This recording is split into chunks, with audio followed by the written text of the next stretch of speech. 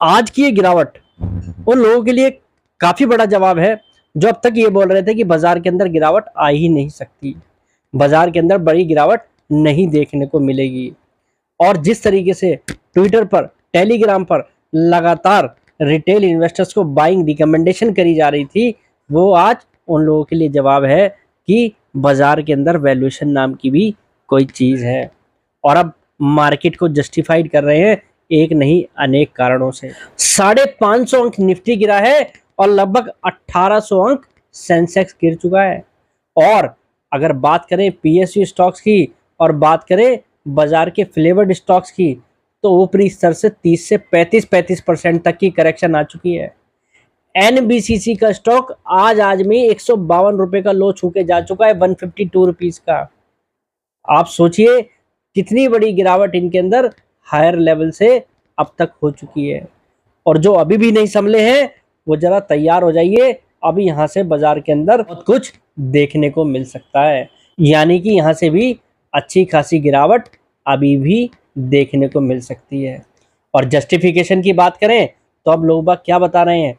अब बता रहे हैं कि गिरावट के एक नहीं अनेक कारण हैं। अब पहला कारण तो ये है, ऑप्शंस को लेकर जो सेबी के नियम आए हैं उसके कारण बाजार गिरा है। बेशक वो नियम आने वाले समय में लागू होंगे, पर बाजार आज ही गिर गया है।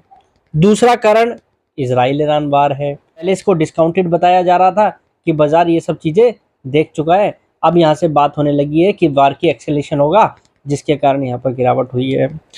कोई कह रहा है कि चाइना के मार्केट में पैसा जा रहा है, वहाँ पर तेजी बन रही है, वहाँ बुल रन चल रहा है, उसके कारण भारतीय बाजारों में बिकवाली हो रही है। कोई कह रहा है कि क्रूड ऑयल के अंदर तेजी आ सकती है तो उसके अंदर गिरावट है। पर कोई ये बात नहीं करेगा कि इस बाजार के वैल्यूएशन बहुत महंगे हो गए थे, उसके कारण ये बाजार गिरावट का बहाना ढूंढ रहा है। ये आपसे कोई बात नहीं करेगा, जस्टिफिकेशन हर कोई करेगा। और बाइंग पे बाइंग रिकमेंडेशन हो रही है कि खरीदे जाओ। अरे सोचने वाली बात यहाँ पर ये भी तो है कि बाजार के अंदर वैल्यूएशन नाम की भी चीज है। क्या बाजार ऊपर ही चलता रहेगा? बाजार कभी नीचे नहीं आएगा। रिटेल इन्वेस्टर सिर्फ यही सोच रहा है कि बाजार ऊपर जा रहा है, ऊपर ही जाता रहेगा। आप इस समय थोड़ा सा सतर्क रहकर काम करें। हो सकता है कल बाजार आपको रिकवर करता दिखाई दे, क्योंकि आप जानती हैं जब बाजार को ऐसा लगता है गिरावट नहीं आएगी, जब गिरावट आ रही है और जब बाजार के अंदर डरा जाता है उस समय तुरंत रिकवरी हो जाती है। यानी कि ये बाजार आपको ना नीचे से पैसा बनाने दे रहा है ना ऊपर से। और जहां जहां पर कह सकते हैं आप रिटेल पार्टिसिपेशन ज़्यादा था, वहां पर तो सबसे ज़्यादा गिरावट आपको देखने को मिल रही है। और आप एक चीज़ और देखिए कि बाजार पिछले 3-4 महीने के अंदर कितना टिपिकल हो गया है। स्टॉक स्पेसिफिक मार्केट है ये। मार्केट ऐसी नहीं है कि आप यहाँ पर कुछ भी लेंगे वो भी चल जाएगा, कूड़ा स्टॉक खरीदेंगे उसमें भी पैसा बना जाएंगे, ऐसा मुश्किल है। हाँ, ऐसा फ्रॉड कहीं ना कहीं अगर देखा जाए तो आईपीओ के अंदर है, पर बाजार के अंदर नहीं है।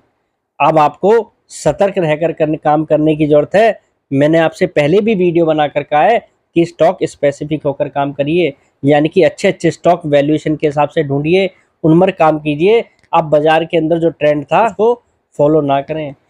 आपको अगर बाजार के अंदर पैसा लगाना है, आप एकदम से पैसा लगाने की ना सोचें। अपनी बाइंग लिस्ट को तैयार कीजिए, स्टैगर वे में बाइंग कीजिए। स्टैगर वे में बाइंग का मतलब जानते हैं आप? जैसे आज बाजार गिरा है, इस तरीके की गिरावट आगे जैसे जैसे आपके बाजार के अंदर दिखाई दे उस दिन आप जरूर खरीदिए। और उसका तरीका सबसे बढ़िया ये है, अगर आपके पास 100 रुपये का नोट है, यानी कि आपके पास 100 रुपीज़ है मार्केट में लगाने हैं, तो आप हर गिरावट पर 10 रुपये लगाइए। जो जो स्टॉक आपको पसंद है, जिनके अंदर गिरावट बड़ी आ रही है, जिनके अंदर आने वाले समय में तेजी आ सकती है, वैल्यूएशन, फाइनेंशियल्स, फंडामेंटल्स उनको सपोर्ट करते हैं, सेक्टर के अंदर गवर्नमेंट का कैपेक्स है, प्राइवेट कैपेक्स है, 4-5 साल वो इंडस्ट्री फल फूलनी है, उन पर फोकस रखिए। ये गिरावट में बाइंग का लुत्फ उठाइए, एकदम से पैसा मत डालिए। ये टेलीग्राम और ट्विटर वाले आपका जब तक लास्ट चेक नहीं लगवा देंगे, इनको चैन नहीं आएगा और उसके बाद बाजार गिरेगा और आप हाथ मसलते रह जाएंगे। अगर आप अभी भी ये सोच रहे हैं कि ये 30-40% की गिरावट जो हुई है हायर लेवल से बाजार का बॉटम बन गया है, तो मुझे लगता है ये बॉटम इतनी जल्दी बनने वाला नहीं है। वैल्यूएशन नाम की भी कोई चीज है।